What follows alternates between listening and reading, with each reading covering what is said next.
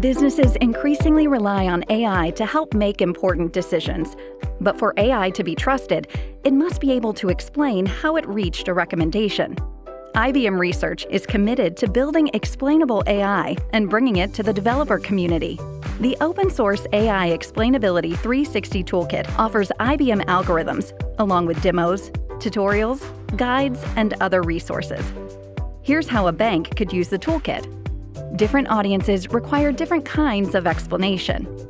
When a customer's loan application is rejected, a bank's data scientist can use an algorithm from the toolkit to check whether the AI is properly weighing risk factors. Meanwhile, another algorithm can help a loan officer analyze whether customers with similar scores repaid or defaulted on their loans. A customer service tool built using a different explainability algorithm could explain risk factors and prioritization and suggest how to improve the customer's credit score. With the AI Explainability 360 Toolkit, IBM Research helps the open-source community build more transparent and trustworthy AI. We invite you to use it and improve it.